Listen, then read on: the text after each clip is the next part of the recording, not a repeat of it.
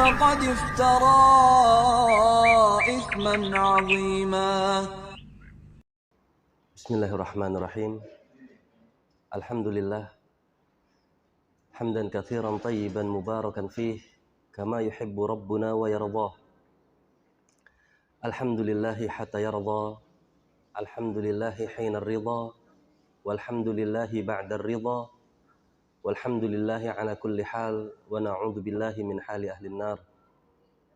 Wa ashhadu an la ilaha illallah wahdahu la syarikalah wa ashhadu anna Muhammadan abduhu wa rasuluh.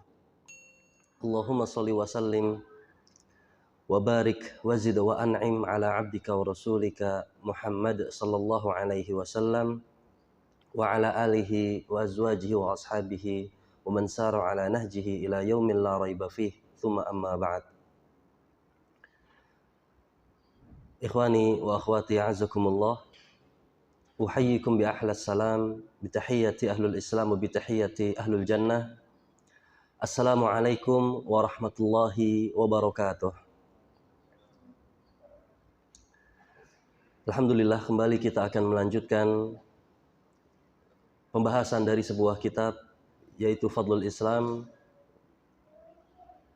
karya dari Syekh Muhammad ibn Abdul Wahhab At-Tamimi, yang kita akan meneruskan bab berikutnya, yaitu bab ke-7, wujubud dukhul fil Islam kullihi wa tarki ma siwah. Bab wajibnya masuk ke dalam Islam secara menyeluruh dan meninggalkan selain Islam. Pertama, Syekh Muhammad bin Abdul Wahhab membawakan ayat-ayat, baru hadis, baru perkataan sahabat. Dan ini memang urutan dari adab ketika menyampaikan, baik lisan atau tulisan, yaitu dari ayat Allah kalamullah, Al-Quran, lalu hadis Nabi SAW, baru perkataan sahabat. Di sini beliau menyebutkan qaulillahi ta'ala, sebuah ayat Allah berfirman, ya ayyuhalladzina amanu udkhulu fis-silmi kafah. Wahai orang-orang beriman, masuklah kalian ke dalam Islam secara sempurna, kafah. Surat Al-Baqarah ayat 208, yang mana ayat ini menjadi perintah dan kewajiban. Al-aslu fil amri al-wujub. Hukum asal perintah adalah wajib. Diseru orang-orang beriman, wahai orang beriman, udkhulu, masuklah. Berarti wajib. Karena udkhul artinya masuklah, dan perintah ini dalam Al-Quran. Fisilmi, as-silm adalah al-istislam atau penyerahan diri, atau ditafsirkan pula oleh Ibnu Abbas sebagai Islam. Masuklah kepada penyerahan diri itu, yaitu Islam, secara sempurna, kafah, jami'. Apapun yang terjadi dalam seluruh sendi kehidupan harus berlandaskan Islam. Dan ini terjadi di banyak sisi kehidupan manusia. Itu terkadang tidak dilandasi oleh apa yang telah dibawa oleh Nabi Muhammad SAW atau Islam. Terkadang ada yang mengatakan Islam itu terbatas di masjid saja. Di luar masjid tidak perlu bawa Islam. Ketika di masjid kita Islam, kita perhatikan betul sholatnya khusyuk. Tapi ketika di luar sudah ada rumus-rumus yang lain, seperti rumus ekonomi misalnya. Padahal Nabi SAW sudah ajarkan bagaimana cara bermuamalah, berniaga, berekonomi, melaksanakan amal ekonomi, tijarah, itu dalam hadis-hadisnya. Bahkan dalam ayat Allah Ta'ala. Bahkan Umar bin Khattab mengatakan, la yadkhulu fi suqina hadha, tidak boleh masuk ke dalam pasar kami ini kecuali orang yang faqih, yang mengerti fikih, yang telah belajar hukum niaga. Tapi masih dipecah atau dipetakan oleh beberapa orang itu ketika bermuamalah bisnis yang penting untung. Rumusnya adalah tidak boleh rugi intinya di pasar.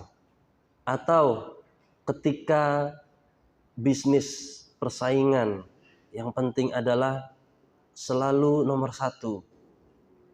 Padahal, dan tidak boleh bawa Islam katanya. Padahal masuklah ke dalam Islam secara sempurna, menyeluruh. Ini perintah Allah. Jadi bukan hanya terbatas ketika di masjid, bukan hanya terbatas ketika mengenakan baju muslim. Identitas kita sebagai mukmin yang diperintah masuk ke dalam Islam secara sempurna itu setiap saat, dimanapun, kapanpun, bahkan dalam kaitannya masuk ke dalam toilet pun Nabi SAW ajarkan. Maka inilah perintah dari Allah Ta'ala untuk masuk secara menyeluruh. Dan ini, bab ini berkaitan dengan bab wujubud dukhul fil Islam yang sudah kita pelajari. Wajibnya masuk ke dalam Islam di bab awal-awal. Bab kedua kalau tidak salah. Yang mana masuk Islam itu wajib. Dan bab kedua ini masih umum ya. Kepada seluruh manusia. Ketika sudah masuk Islam, barulah bab ke-6 ini, bab ke-7 ini baru diperhatikan, yaitu yang sudah masuk Islam, masuklah secara sempurna. Makanya di sini seruannya adalah ya ayyuhalladzina amanu, wahai orang-orang yang sudah beriman, maka maka masuklah ke dalam Islam secara sempurna. Jadi tidak mempetak-petakkan dan menerima keislaman itu pasrah istislamnya, menyerahnya itu secara menyeluruh. Karena hawa nafsu itu akan selalu mendorong manusia kepada apa yang dicintai dan apa yang memudahkan. Jadi tidak terikat dengan hawa nafsunya. Oh, kalau ini Islamnya cocok ya saya ambil, tapi kalau Islamnya berat atau tidak cocok, sisi ini tidak saya ambil. Itu bukan kafah. Kalau sholat saya terima, tapi kalau zakat sulit, saya yang ngumpulin fulusnya, saya yang banting tulang, kok harus dikasih ke orang. Ini belum kafah. Jadi kafah itu pula adalah menerima semua syariat Allah Ta'ala dan tidak terkontaminasi oleh hawa nafsu.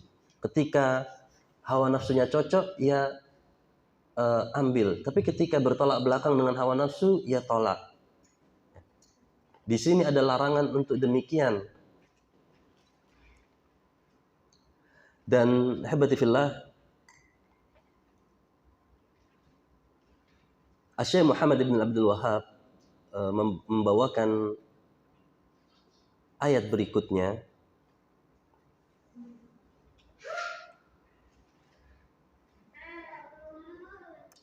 Wa qoulihi ta'ala, dan firman Allah Subhanahu wa taala, alam tara ilal ladzina yaz'umuna annahum amanu bima unzila ilaik. Apakah mereka tidak melihat kepada orang-orang yang menganggap bahwa mereka itu beriman kepada Allah Subhanahu wa taala terhadap apa yang engkau bawa.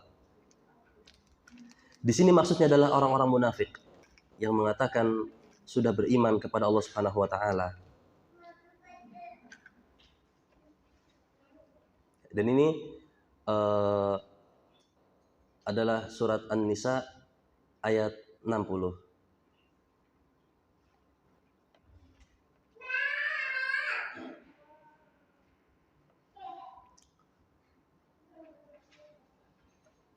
Alam tara ilal ladzina yaz'umuna annahum amanu bima unzila ilaik wa ma unzila min qablika yuriduna ayatahakamu ila taghut wa qad umiru ayakfuru bihi wa yuridu syaitan ayudillahum dhalalan ba'ida.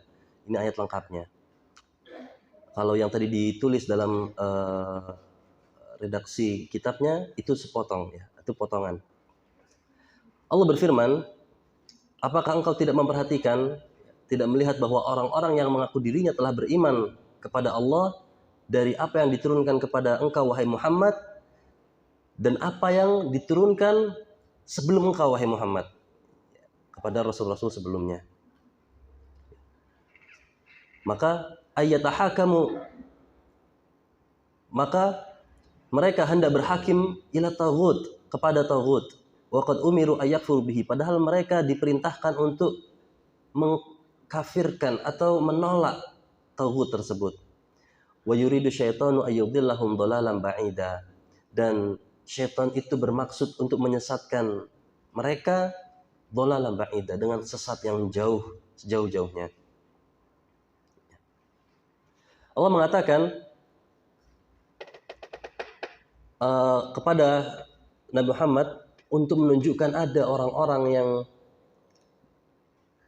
beriman dengan apa yang diturunkan sebelum kau, yaitu kepada Taurat dan Injil. Tapi ternyata mereka sudah diberikan kitab langit, hukum dari langit, yuridun ayatahakam ila taghut. Mereka masih cari opsi. Mereka ingin berhukum kepada taghut.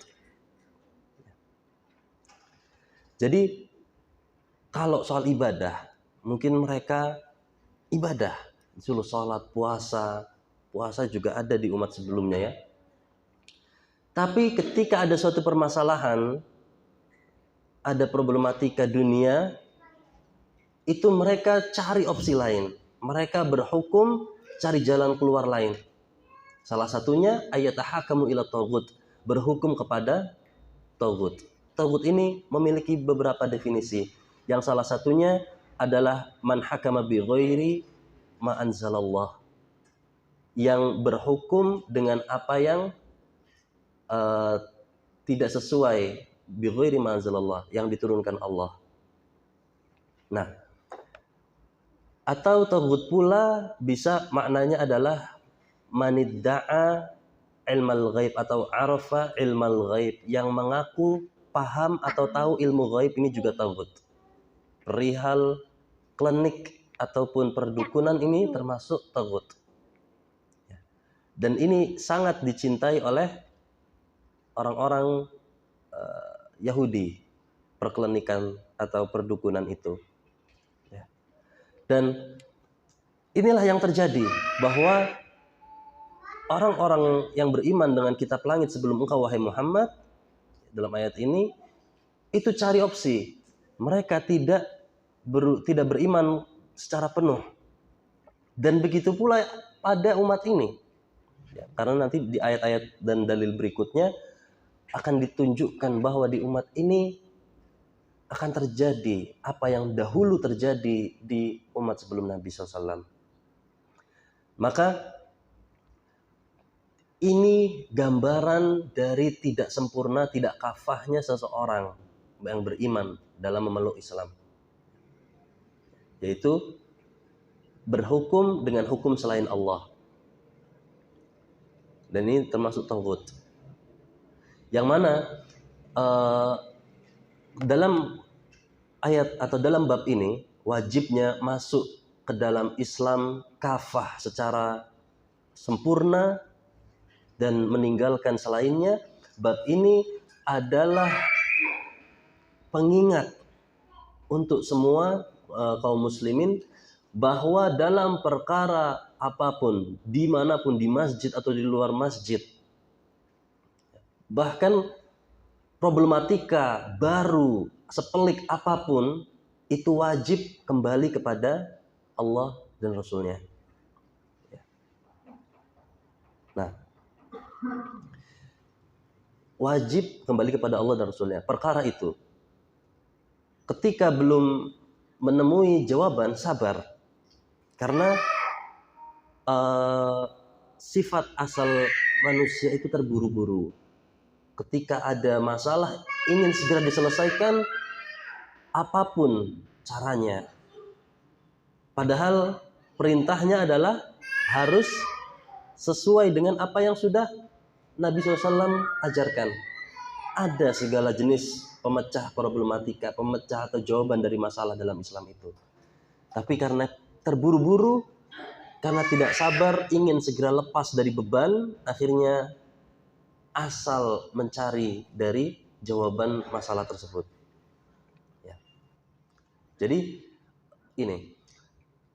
Dan yang jelas disebutkan adalah terlarang untuk mencari jawaban hukum dari taghut tadi.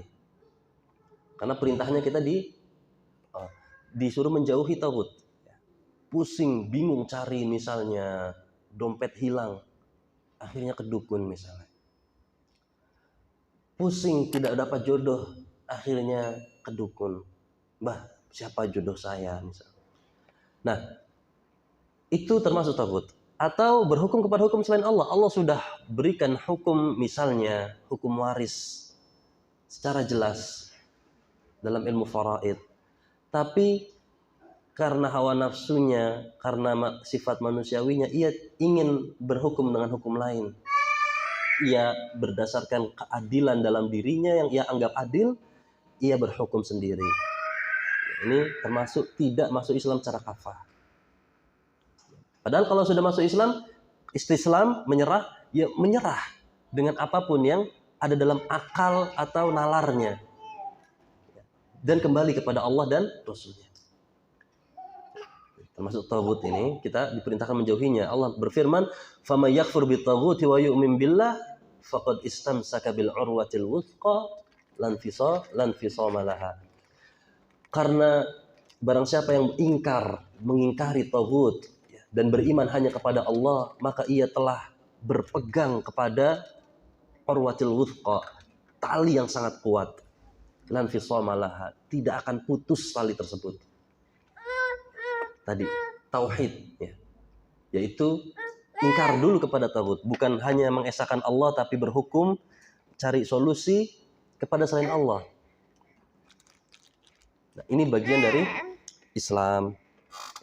Jadi al-istislamu billahi bitauhidi wal inqiyadu lahu bitta'ah wal bara'atu minasyirki wa ahli. Islam itu harus ada unsur-unsur ini. Termasuk tadi meninggalkan taghut, karena definisi Islam adalah al-istislam, menyerah kepada Allah Subhanahu wa taala, menyerahkan diri dengan tauhid, wal inqiyadullah, dan yakin kepadanya dengan taat, dan al-bara'ah. Nah, di sini yang kita garis bawahi, al-bara'atu minasyirki wa ahli. Dan meninggalkan kesyirikan dan pelakunya. Nah, jadi ini habibillah, ini dalil kedua yang dibawakan oleh Syekh Muhammad Ibn Abdul Wahhab, surat An-Nisa ayat 60.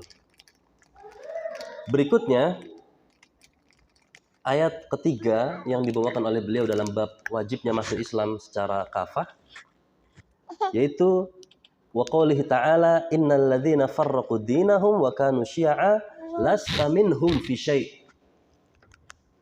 Surat Al-An'am ayat 159. Allah berfirman,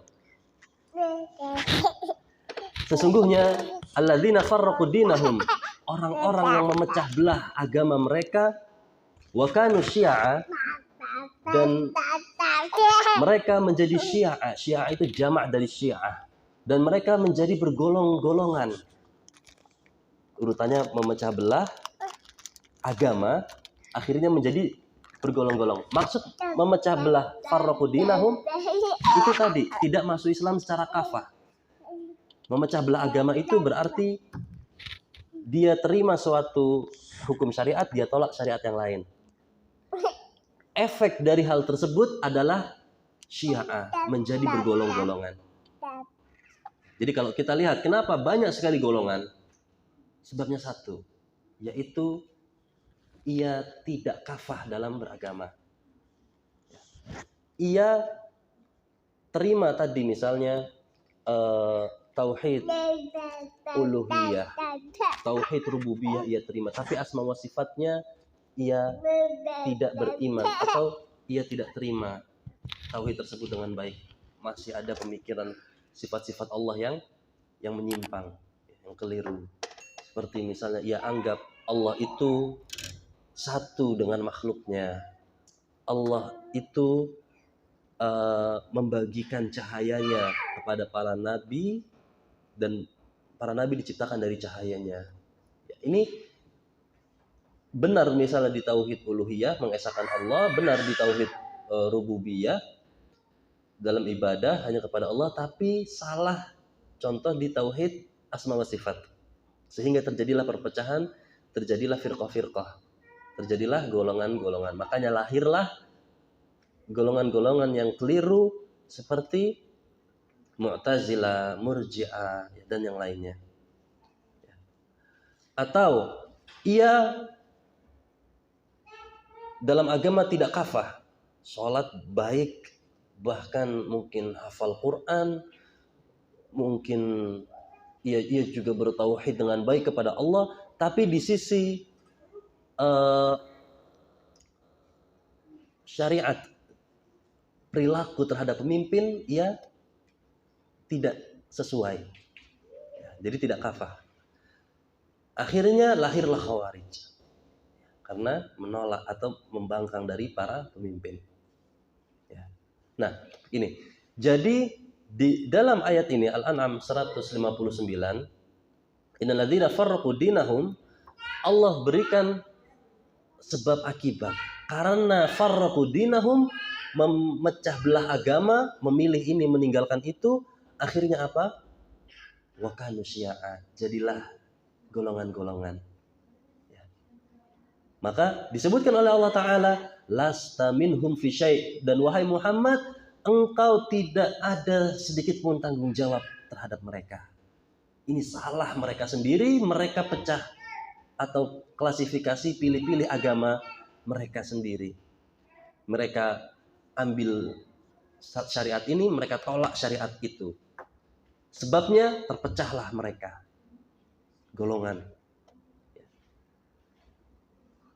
Andai saja kaum muslimin tidak memecah agama, menerima secara kafah Islam sebagaimana para sahabat, maka tidak akan ada golongan-golongan. Tapi sebab mereka kalah dengan hawa nafsu, Islam bukan menjadi kontrol utama, tapi hawa nafsu lah. Kalau Islamnya sesuai hawa nafsu, terima. Kalau tidak, Islamnya yang kalah. Karena itulah terpecah-pecah menjadi golongan.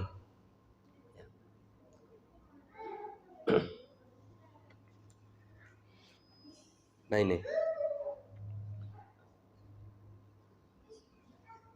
Makanya Allah juga sering mengatakan hal-hal seperti ini, mengambil sebagian agama dan meninggalkan sebagian agama yang lain, ya, sebagaimana yang dilakukan oleh al-Yahud wan Nasara, Yahudi dan Nasrani. Ini menjadi sebab mereka terpecah belah. Kayak Allah mengatakan dalam surat yang lain, surat Al-Baqarah, afatu'minuna bi ba'dil kitabi wa takfuruna bi ba'd. Ini sedang menyanggah orang-orang ahlul kitab atau Yahudi dan Nasrani. Allah mengatakan, afatu'minun, apakah kalian beriman dengan sebagian kitab dan wa takfuruna bi ba'd, dan kafir, menolak, ingkar terhadap kitab yang lain. Ini pertanyaan istifham. Fama jazaa'u may yaf'alu dzalika minkum illa khizyun fil hayatid dunya. Dan tidaklah balasan bagi orang yang seperti itu di antara kalian yang ambil sebagian dan meninggalkan sebagian, kecuali khizyun, yaitu adalah khizyun atau khizyun itu rendah atau nista, ya. Kesengsaraan, kenistaan fil hayati dunya, di dunia. Jadi di dunia sudah dinistakan oleh Allah Ta'ala. Itu orang yang mengambil sebagian dan meninggalkan sebagian, yang tidak kafah. Ini di dunia. Wa yaumal qiyamati yuradduna ila asyaddil adzab, dan pada hari kiamat mereka akan digiring, mereka akan dikembalikan ila asyaddil adzab, kepada siksa yang sangat berat, asyad yang paling berat bahkan. Wa mallahu bighafilin amma ya'malun, dan Allah taala tidak lalai, ghafil atas apa yang mereka lakukan. Ya, ini. Jadi jika ada orang yang mengambil hukum, menerima ini tapi menolak itu dari Islam, ini persis dengan apa yang dilakukan oleh ahlul kitab, yang mana sudah diancam oleh Allah di dunia nista, di akhirat sengsara dengan azab. Nah, jadi tidak boleh menolak hal sekecil apapun dalam Al-Quran, dalam hadis, dalam syariat Islam ini. Meskipun itu berat baginya, meskipun itu sengsara. Contoh tadi zakat, dia sudah kumpulkan fulus, capek, lelah, mungkin gak ada waktu liburan. Tapi kenapa fulusnya harus disisihkan? Kenapa orang lain juga harus nikmatin hasilnya? Saya yang capek. Ini kan bertolak belakang. Tapi wajib tunduk. Karena sejatinya ini melembutkan hati, zakat itu, dan mensucikan harta. Atau hal lain, syariat yang menurutnya berat. Apapun syariatnya. Seperti jihad misalnya. Itu berat, paling berat. Harta, jiwa dikorbankan. Tapi ia harus tunduk. Nah, seperti kemarin, di bulan lalu kita puasa. Berat bagi jiwa. Bisa saja hawa nafsu itu menolak dari semua makanan, minuman. Saya sudah makan apa yang Allah halalkan saja, tapi kok masih dilarang yang halal-halal ini pada siang hari. Ya. Itu hawa nafsu. Nah, tapi seberat apapun itu, ketika itu syariat, wajib diterima. Jika tidak, balasannya tadi hizyun, kenistaan, kerendahan, kehinaan di dunia, dan siksa di akhirat.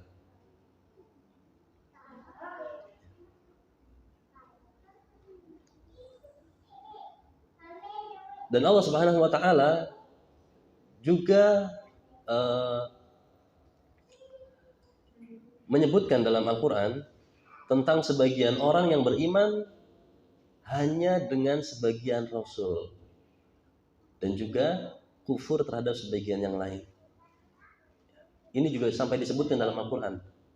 Dalam surat An-Nisa Allah mengatakan, innal ladzina yakfuruna billahi wa rusulihi wa yuriduna ayyufarriqu bainallahi wa rasulihi. Dan sesungguhnya orang-orang yang kafir kepada Allah dan Rasulnya, dan mereka ingin untuk memecah belah antara Allah dan Rasulnya, wa yaqulun, dan mereka mengatakan, nu'minu bi ba'dhin, kami hanya beriman kepada sebagian Rasul, wa nakfuru bi ba'dhin, dan kami kafir terhadap sebagian yang lain. Wa yuriduna ayyattakhidhu baina dzalika sabila, dan mereka ingin ambil jalan lain atau jalan tengah yang mereka anggap lebih bijaksana. Ulaika humul kafiruna haqqan, kata Allah Ta'ala dalam surat An-Nisa pula, itulah orang-orang kafir yang sesungguhnya. Wa a'tadna lil kafirina adzaban muhina, dan kami telah siapkan bagi orang-orang kafir itu azab yang muhin, yang pedih. Ini Allah sebutkan dalam surat An-Nisa ini orang yang ingin memecah belah Allah dan Rasulnya, yang kafir, yang mengambil sebagian dan meninggalkan sebagian, dan ingin membuat sabila, jalan lain yang mereka anggap lebih bijaksana. Inilah yang namanya tafriquddin, memisahkan agama. Contoh, ia beriman kepada Nabi Isa, tapi ia kufur terhadap Nabi Muhammad SAW. Ia beriman kepada Nabi Musa, tapi ia kufur terhadap Nabi Muhammad SAW. Ya, ini. Jadi kita wajib mengimani semua nabi, semua rasul. Disebutkan banyak yang ketika Nabi Muhammad SAW diutus, mereka masih beriman kepada Nabi Musa ataupun Nabi Isa dan kafir terhadap Nabi Muhammad SAW. Atau makna ayat ini pula adalah orang yang tadi mengambil sabila, jalan lain, jalan tengah yang ia anggap lebih bijaksana. Ia tidak berhukum dengan hukum Allah, tapi memiliki hukum sendiri atau merasa punya jalan keluar sendiri. Oh, yang seperti ini lebih bijaksana, di Al-Quran kurang adil misalnya. Contoh tadi diwaris misalnya. Dalam ilmu faraid ini rasa-rasanya untuk perempuan merugikan. Ya, saya punya jalan keluar sendiri. Nah ini. Nah. Atau ia tidak kafah, tidak menyeluruh dalam Islam seperti tadi Islam di beberapa sisi, tidak Islam di beberapa sisi. Islam ketika bermuamalah, tapi tidak Islam ketika berniaga misalnya. Yang penting untung. Inilah yang Allah ancam, wa'tadna lil kafirina 'adzaban muhina. Ini akan mendapat kehinaan di akhirat. Padahal Islam tidak terpisahkan dari semua sendi kehidupan manusia. Dan ahibati fillah, disebutkan di ayat tadi, lasta minhum fi syai', dan ketika orang-orang berpecah karena mereka membedakan sendi-sendi agama dalam kehidupan, akhirnya mereka berpecah-pecah, lasta minhum fi syai', kata Allah Ta'ala, engkau tidak punya urusan dengan mereka. Maksudnya, wahai Muhammad, engkau bukan termasuk mereka, engkau bukan golongan mereka sedikit pun. Nah, berarti Nabi Muhammad SAW tidak membedakan, tidak pilih-pilih dalam syariat. Dan itu yang terjadi di umat beliau, yaitu para sahabat saat itu. Berarti Nabi Muhammad SAW dan para sahabat saat itu memeluk Islam secara kafah, secara sempurna. Jadi semua sisi dalam akidah, dalam muamalah, dalam berniaga, semuanya itu dalam pikirannya, semuanya sesuai dengan Islam.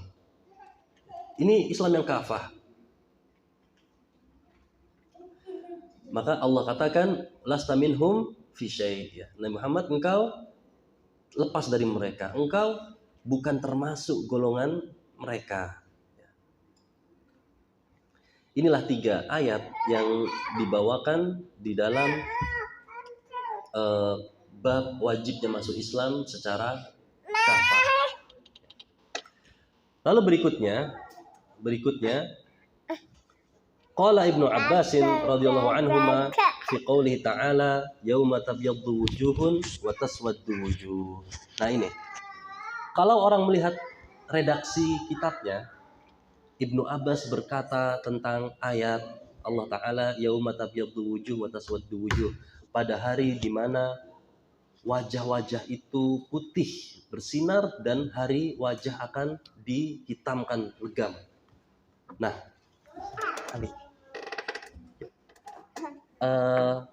kalau orang lihat redaksinya, kok dari ayat langsung ke perkataan Ibnu Abbas, sahabat, bukannya harus hadis dulu?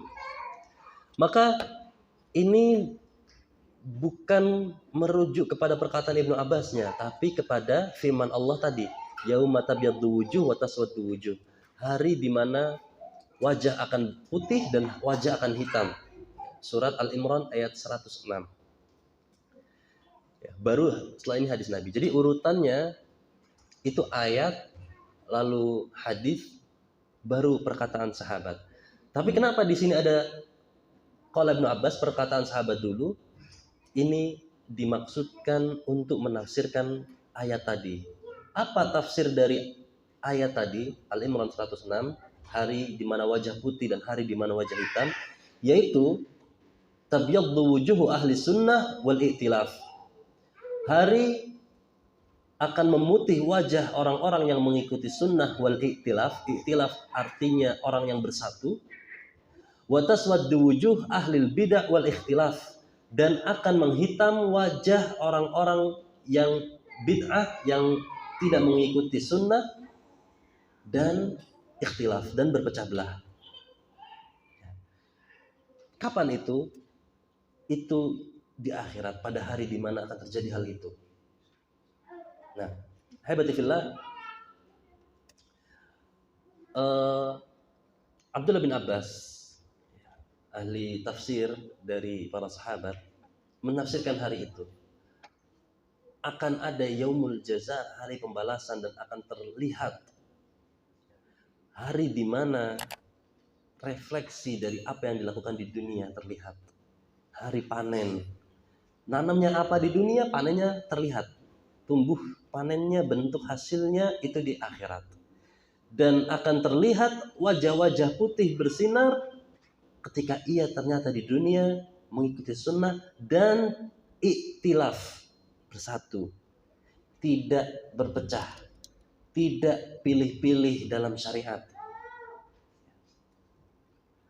Dan pula akan terlihat hasil panen seseorang, yaitu wajahnya akan hitam legam di akhirat kelak, ketika di dunianya ia mengikuti ahlul bidah, hawa nafsu, mengikuti hal-hal yang tidak sesuai sunnah, dan ikhtilaf, berpecah belah atau memilih-milih, membeda-bedakan syariat.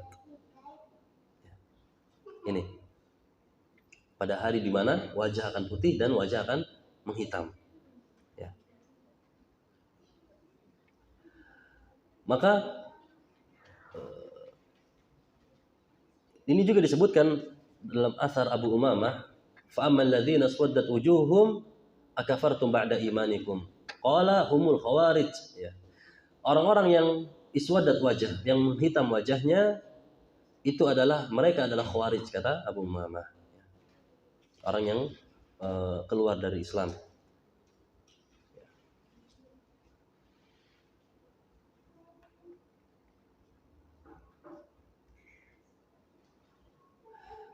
Bahkan dikatakan oleh Imam Abu Hatim dalam tafsirnya, tabyaddu wujuhu ahli sunnah wal jamaah, yang akan memutih adalah wajah di akhirat, wajah ahli sunnah wal jamaah, taswaddu ahlul bid'ah wad dhalalah, dan yang akan menghitam adalah ahlul bid'ah wad dhalalah, dan kesesatan.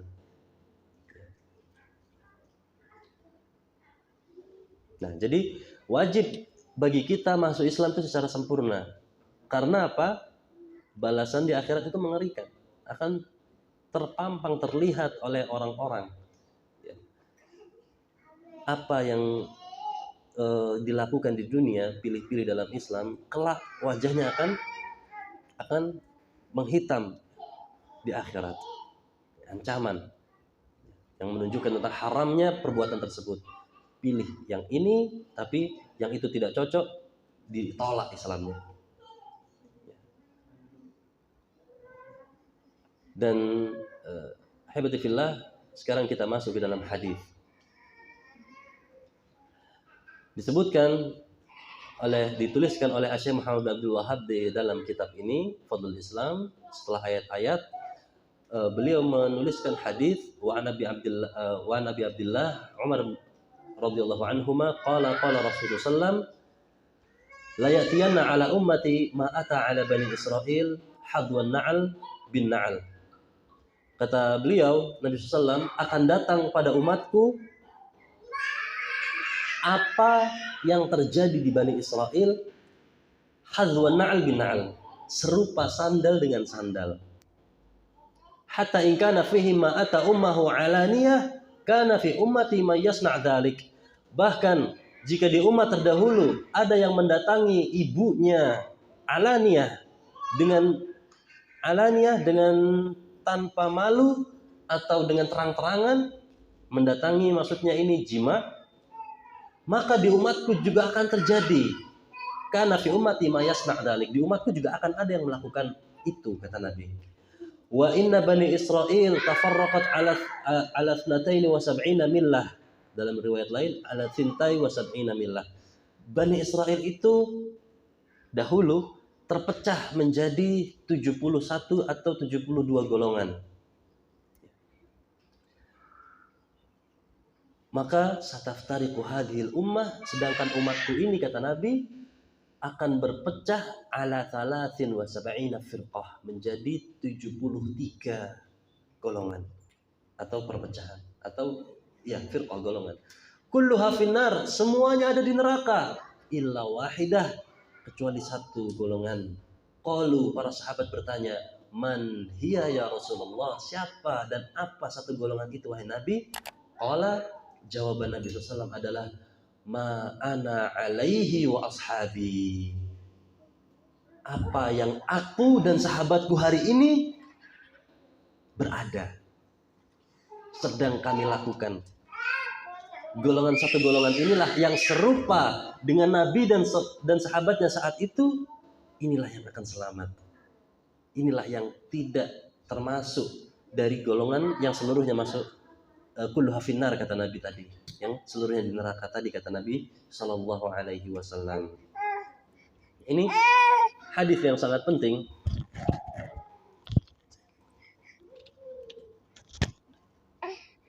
Yang mana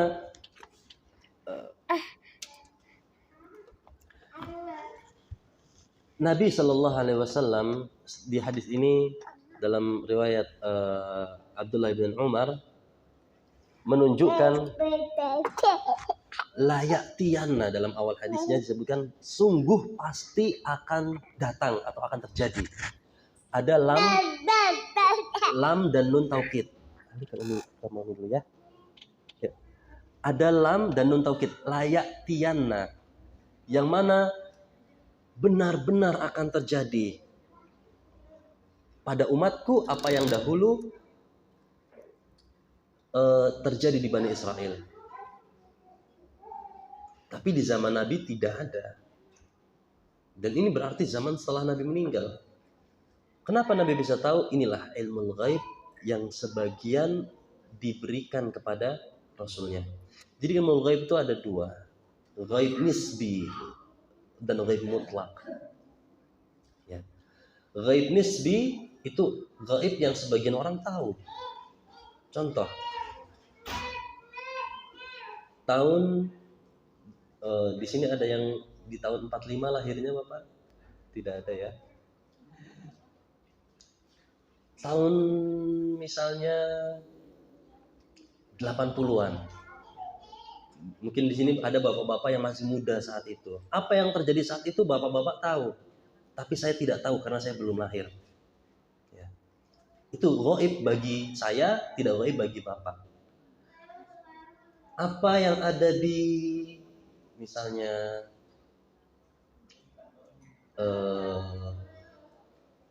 Arab Saudi sekarang, bagaimana kondisinya, itu ghaib bagi kita, tapi tidak ghaib bagi orang sana.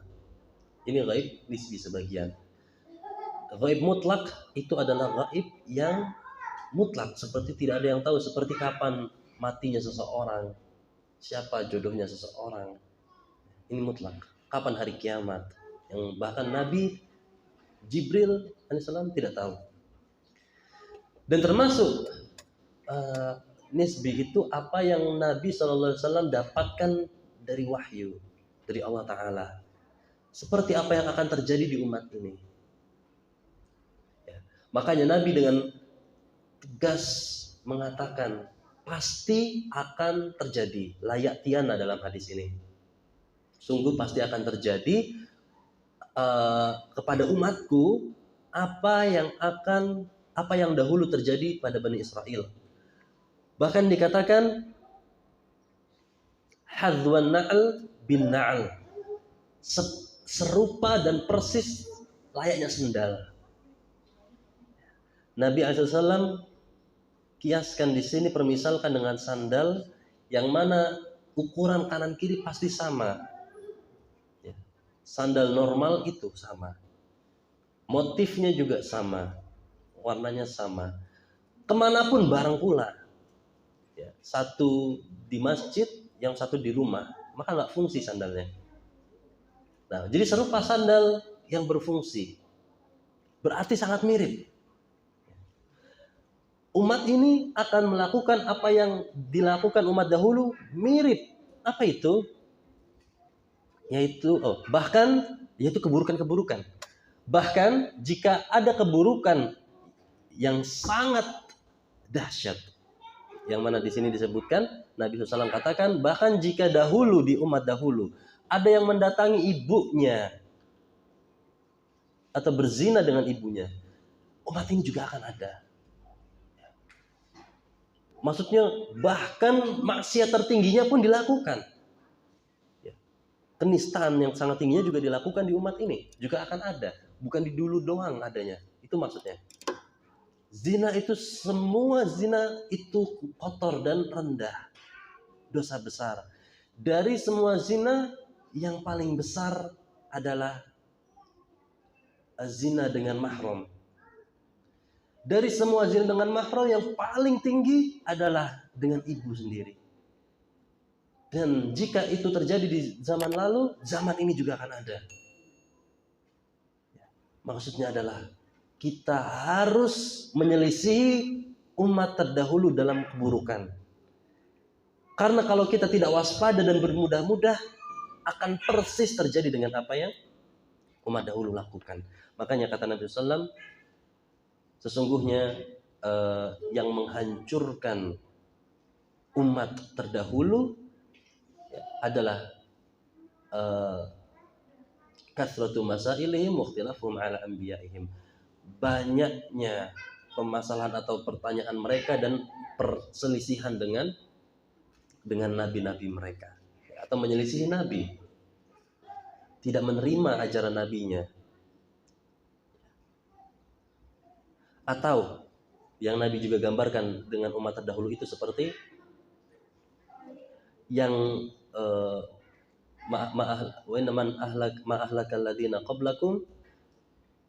yang menghancurkan umat sebelum kalian adalah wanitanya.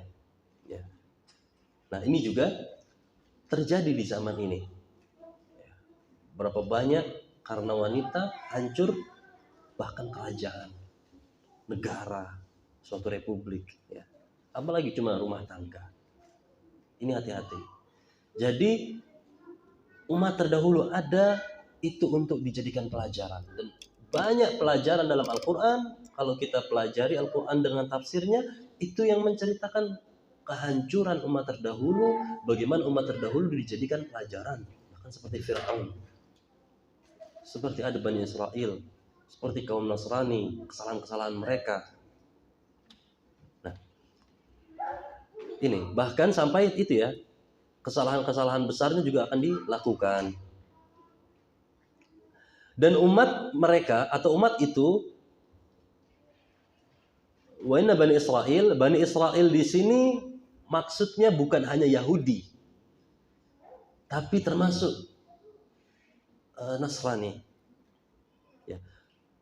Jadi kalau disebutkan Bani Israel, itu bukan hanya Yahudi saja, tapi Nasrani juga. Ya.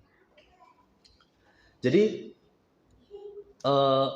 orang-orang Nasrani itu juga diutus kepada mereka Taurat dan juga Injil.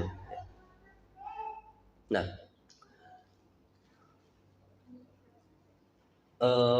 mereka, orang Nasrani dan Yahudi itu berpecah menjadi 71 Nasrani dan 72 Yahudi golongan. Umatku 73. Ya, lebih banyak golongannya. Menunjukkan lebih dahsyat perpecahannya. Wa kulluhum finnar, semuanya itu ada di neraka. Semuanya akan itu salah maksudnya, dan kesalahan balasannya apa? Di akhirat neraka. Ustaz, tapi kan mereka di umat yang 70, umat Nabi yang 73 ini tauhid, bertauhid, mereka syahadat la ilaha illallah. Kok neraka akhirnya? Ya, disebutkan oleh para ulama bahwa termasuk Syekhul Islam Ibnu Taimiyah itu bukan alal abad, bukan selamanya, ya, tapi sesaat atau sementara karena kesesatannya. Tapi ketika sesatnya bukan dalam akidah, dia tetap mentauhidkan Allah, maka ia tetap akan dimasukkan ke surga Allah Ta'ala karena tauhidnya. Ya. Ini. Jadi semuanya akan ditiru. Yang terjadi di umat lalu, bahkan perpecahannya juga ditiru di umat ini, bahkan lebih hebat. 71, 72, umat ini 73 golongan. Ya. Jadi inilah peringatan untuk tidak mengambil umat terdahulu sebagai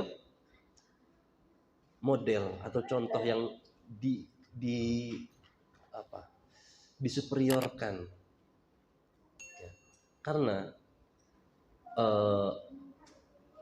kalau kita lihat ahlul ahwa, orang-orang yang mengikuti hawa nafsu di zaman ini, ya, yang tidak beragama, yang kafir, mereka itu meniru orang-orang terdahulu. Ya. Orang-orang terdahulu terfitnah dengan apa tadi? Fitnah pertama mereka, awal fitnah Bani Israel kanat fin nisa. Awal fitnah Bani Israel itu awalnya itu dari perempuan katanya. Umat sekarang juga banyak. Ya. Atau Yahudi, orang-orang Yahudi Bani Israel itu suka bermain klinik, dukun, alam gaib, atau apapun yang berbau mistis. Di zaman sekarang juga ada yang suka. Ya. Ini orang Nasrani, mereka gemar mengkultuskan sosok seperti sosok Nabi Isa, dikultuskan, bahkan dianggap Tuhan. Zaman ini juga banyak orang yang suka mengkultuskan, bahkan yang sudah mati, ya. Bahkan masih hidup dikultuskan, udah mati tambah hebat pengkultusannya. Nah, ini adalah bentuk meniru dari umat terdahulu yang justru harusnya kita waspadai. Nah ini, maka termasuk Bani Israel, ya, Yahudi dan Nasrani, mereka juga suka perayaan-perayaan. Di zaman ini, di umat Nabi Muhammad ini, ternyata banyak yang suka perayaan-perayaan juga. Ya. Entah itu perayaan yang bersifat agama atau bukan. Yang bukan, contoh perayaan ulang tahun, perayaan hari jadi pernikahan, bahkan sekarang hari jadi pacaran yang bukan nikah saja dirayakan, ya. Perayaan kematian, atau yang dianggap sebagai ibadah seperti perayaan turunnya Al-Quran, atau perayaan kelahiran Nabi Shallallahu Alaihi Wasallam. Ini adalah warisan dari Bani Israel yang memang suka dengan perayaan-perayaan. Pernah suatu hari Umar bin Khattab itu ditanya oleh salah satu orang Yahudi, kalau ada ayat yang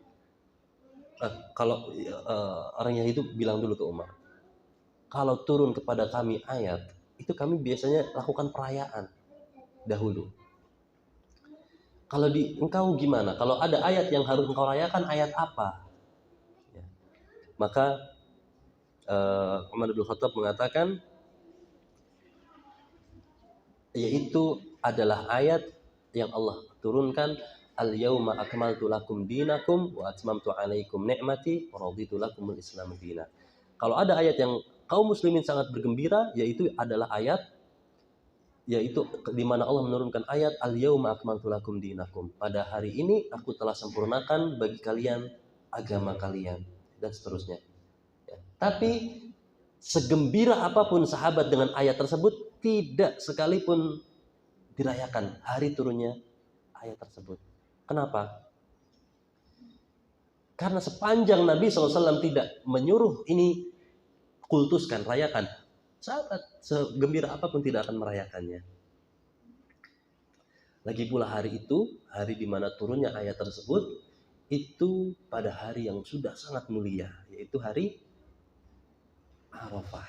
Di hari Jumat, di Padang Arafah, di Tanah Suci Makkah Al-Mukarramah. Masya Allah. Jadi, tidak perlu perayaan-perayaan. Nah, jadi habibillah, peringatan atau perayaan itu termasuk warisan dari Bani Israel yang banyak memang gemar untuk hal itu. Jadi habibillah, ternyata umat ini tidak lepas seperti umat lalu, besar cobaannya. Dan itulah memang sepanjang hidup di dunia kita memang harus menahan diri. Karena apa yang dilakukan oleh umat-umat terdahulu itu hawa nafsu, nikmat, tapi ya tadi menghancurkan. Sudah ada kisah-kisahnya, mereka hancur kok. Jangan diulangi. Ini ayat-ayat ini menunjukkan hal tersebut. Ya. Nah, sekarang mari kita kepada hal terpentingnya. Bagaimana lepas dari kesalahan-kesalahan tersebut? Bagaimana supaya tidak masuk neraka dan tidak termasuk 73 golongan yang semuanya di neraka kecuali satu? Jawabannya adalah solusi yang Nabi berikan, jawaban besarnya adalah ma'ana alaihi wa ashabi. Yang aku dan sahabatku hari ini yakini dan lakukan. Al-yauma di sini, al-yaum itu dalam bahasa Arab artinya hari ini. Berarti hari di mana Nabi lisannya berucap hal tersebut, hari di mana Nabi hidup dan hari di mana para sahabat mengikuti Nabi SAW. Itu adalah role model yang harus diikuti, bukan hal lain. Nah, ini ma'ana alaihi wa ashabi. Ya, kecuali satu golongan yang serupa dengan Nabi SAW. Nabi dan sahabatnya saat itu, hari di mana Nabi mengatakan ini, hadis ini, Nabi itu secara kafah Islamnya, tidak pilih-pilih. Begitu pula para sahabat. Dalam hal apapun, semua perkara berdasarkan Islam. Tidak merasa berat dengan apapun syariat Islam, meskipun harusnya berat kalau secara manusiawi. Tapi karena kafah, karena sempurna, tidak berat. Nanti akan ada ayat berikutnya yang menunjukkan tidak merasa berat dalam beragama.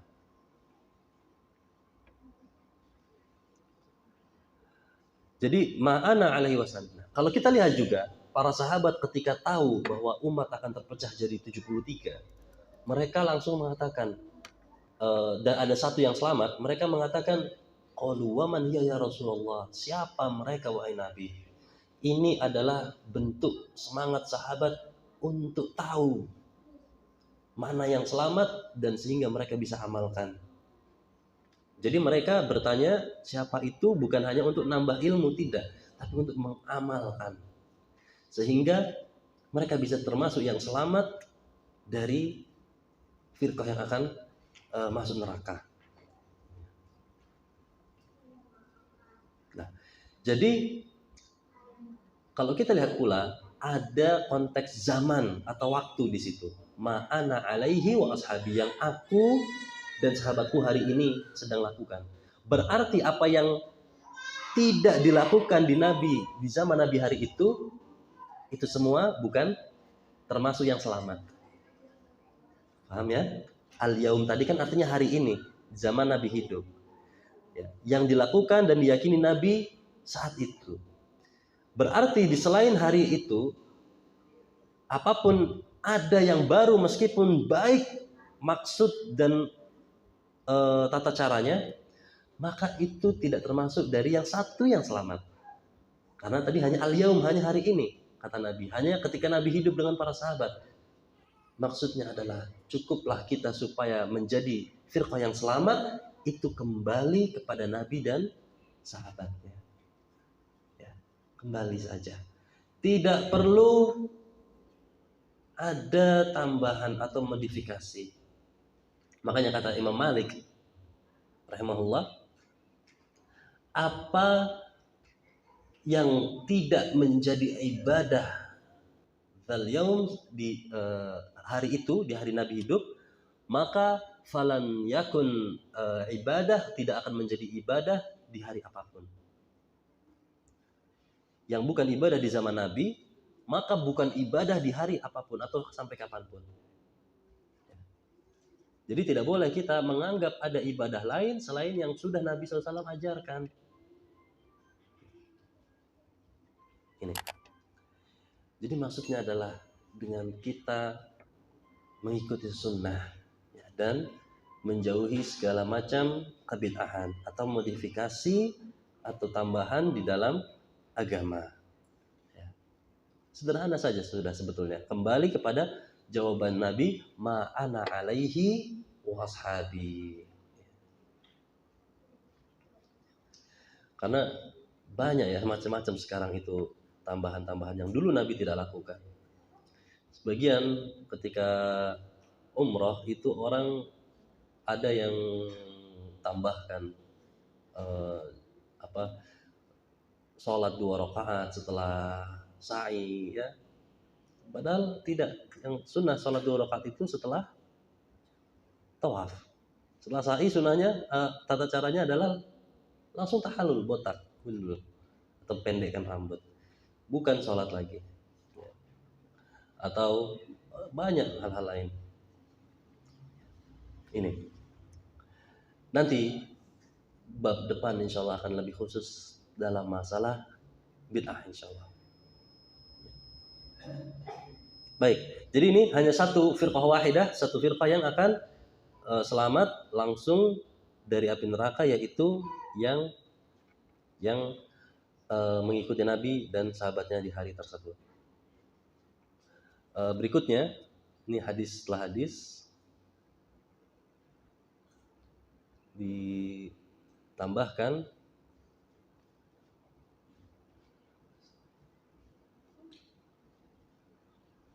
dalam bab wujub dukhul fil Islam kullih wa tarki ma siwah, wajibnya masuk ke dalam Islam secara menyeluruh dan meninggalkan selainnya.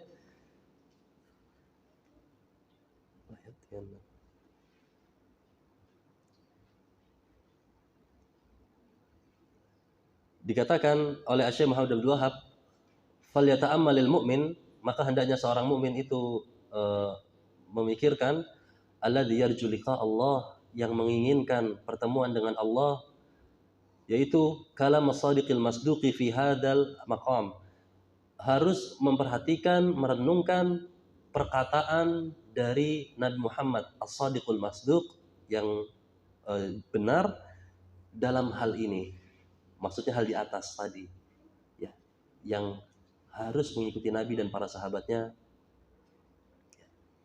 Khususan qaulahu, secara khusus adalah perkataan beliau, yaitu ma'ana alaihi al-yauma wa ashabi, yaitu apa yang aku dan sahabatku hari ini sedang lakukan atau sedang yakini.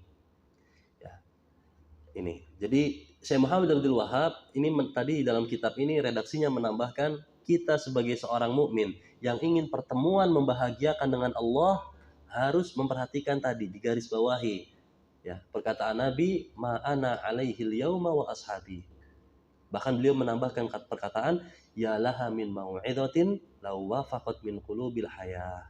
Sungguh ini adalah nasihat yang sangat baik jika diterima oleh hati yang hidup ya. Karena nasihat ini kalau tidak diterima atau mampir nasihat ini, hadis Nabi tadi mampir tapi hatinya tidak hidup, maka percuma. Apa contohnya? Jika ia senang misalnya mengadakan suatu hal yang baru dalam agama, maka ia akan mengatakan atau berhukum dengan hukum yang ia rasa lebih adil, ia akan mengatakan ini lebih baik daripada itu gitu. Ya. Ini lebih hebat. Ini rasa-rasanya lebih khusyuk. Ini lebih bikin kita ingat Allah. Ini lebih mengoptimalkan dalam ibadah misalnya. Nah, itu hati yang tidak hidup sehingga tidak akan menerima dalil ini. Ma'ana alaihi wa ashabi, tidak sesuai dengan apa yang Nabi SAW hari itu dengan para sahabatnya. Makanya di sini ada statement dari Syekh Muhammad bin Abdul Wahab, sungguh ini adalah mau'idhah berharga jika diterima oleh hati yang hidup. Pada pekan depan akan kita bahas tentang bid'ah. Ternyata bid'ah itu membuat seseorang sulit bertaubat. Kenapa? Karena pusatnya di hati. Ya. Yang mana hatinya menganggap kreasi saya lebih baik. Nah, Masya Allah, macam-macamnya. Dan itu ada rasa sifat berbangga diri karena berhasil membuat suatu syariat. Ya. Dan ada pengkultusan terhadap siapa yang membuatnya. Dan ini makanya bahayanya macam-macam. Besok akan kita bahas pada pertemuan berikutnya, bab berikutnya. Karena bab berikutnya adalah babun maja'a annal bid'ata asyaddu minal kabair. Bab bahwa bid'ah itu lebih dahsyat, lebih berat daripada dosa besar. Bab ke-8 ini. Pada pekan atau pertemuan berikutnya biidznillah taala.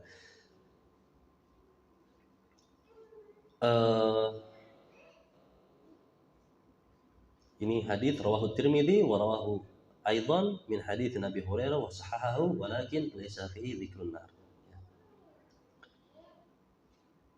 Berikutnya wa huwa fi hadithi Muawiyah 'inda Ahmad wa Abi Dawud wa fihi annahu sayakhruju fi ummati qaumun tatajara bihim tilkal ahwa kama yatajara al-kalab wa taqaddam qawluhu wa mubtaghin fil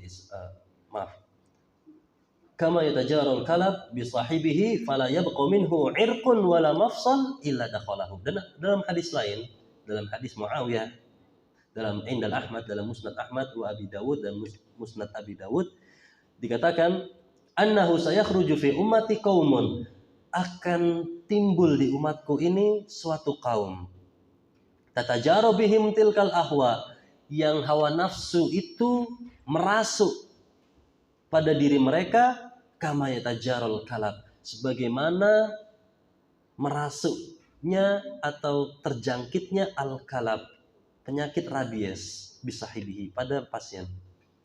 Fala yabqa minhu 'irqun wala mafsalun illa dakhala, dan tidak akan tersisa satu urat ataupun sendi pun kecuali akan terjangkiti penyakit tersebut.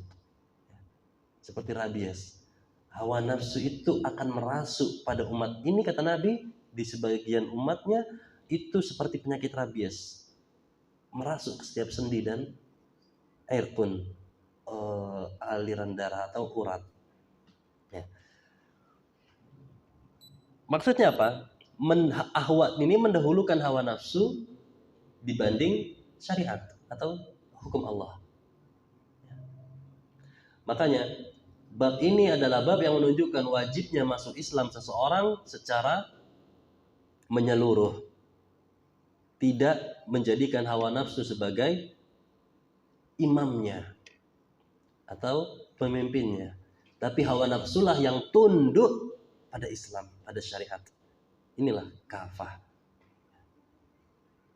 Nah, ini dan bahayanya kalau dibiarkan, ya maka akan seluruh gerak-geriknya ditundukkan oleh hawa nafsu kalau tidak berhati-hati, kalau tidak waspada. Sebagaimana rabies, ya, rabies itu bisa menyebar, ya Pak Dokter. Seperti itulah hawa nafsu. Dari dosa kecil dibiarkan akhirnya menyebar bahkan sampai seluruh sendinya. Dan orang yang terjangkit ini biasanya sulit ikhlas, karena ikhlas itu akan melindungi seseorang dari hawa nafsu. Ketika orang sudah tidak ikhlas, apapun yang dilakukan sangat besar potensinya itu karena hawa nafsu. Bahkan guru kalau tidak ikhlas, ini saya sampaikan pada guru-guru lain, itu bahaya. Berarti apa yang disampaikan dari kalam baiknya itu kalam hawa nafsu. Kalau ia larang, berarti melarang karena hawa nafsu. Ini bahaya. Dan kalau sudah syahwat yang menjadi imam, akan berat rehabilitasinya. Ia harus benar-benar bertaubat kepada Allah Ta'ala dengan taubat yang nasuha. Ya. Ini.